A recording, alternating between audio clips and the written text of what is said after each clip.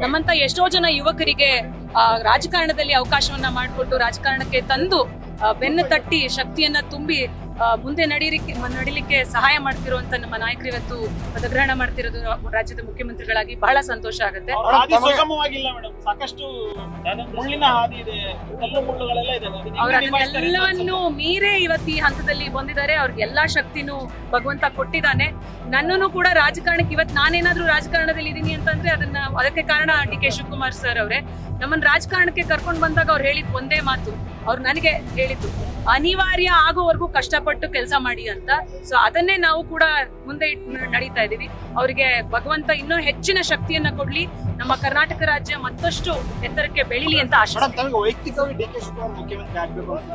ಖಂಡಿತವಾಗ್ಲೂ ನಮ್ಮ ನಾಯಕರು ನನಗೆ ರಾಜಕಾರಣದ ಗುರುಗಳು. ಅವ್ರು ಪಟ್ಟಿರುವಂತ ಅವರ ಹಾದಿ ಏನಿದೆ, ಹೋರಾಟದ ಹಾದಿ ಇಂದ ಬಂದಿರುವಂತವ್ರು. ಅವರು ಒಂದೇ ಸಹ ರಾಜ್ಯದ ಮುಖ್ಯಮಂತ್ರಿಗಳಾಗ್ಬೇಕು ಅಂತ ಇತ್ತು.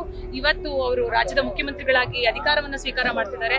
ಅವರಿಗೆ ಈ ಮೂಲಕ ನಮ್ಮ ಇಡೀ ರಾಜರಾಜೇಶ್ವರಿ ನಗರ ವಿಧಾನಸಭಾ ಕ್ಷೇತ್ರದ ಪರವಾಗಿ ಅಭಿನಂದನೆಗಳನ್ನ ಖಂಡಿತವಾಗ್ಲು ಇದು ಕೇಳೋ ಪ್ರಶ್ನೆನೇ ಅಲ್ಲ. 2 ವರ್ಷನೂ ಪೂರೈಸ್ತಾರೆ. ಮತ್ತೊಮ್ಮೆ ನಮ್ಮ ಕಾಂಗ್ರೆಸ್ ಪಕ್ಷ ಅಧಿಕಾರಕ್ಕೆ ಬರುತ್ತೆ. ಅಲ್ಲ, ನಮ್ಗೆ ಕಾಂಗ್ರೆಸ್ ಸರ್ಕಾರ ಅಧಿಕಾರಕ್ಕೆ ಬಂದಾಗ್ಲಿಂದಲೂ ಕೂಡ ನಮ್ಗೆ ಶಕ್ತಿಯನ್ನ ತುಂಬ್ತಾ ಇದ್ದಾರೆ. ಖಂಡಿತವಾಗ್ಲೂ ಮುಂದಿನ ದಿನಗಳಲ್ಲೂ ಕೂಡ ನಮ್ಗೆ ಮತ್ತಷ್ಟು ಶಕ್ತಿ ಹೆಚ್ಚಾಗ್ಲಿದೆ ಅನ್ನೋದು ನೋಡಿ.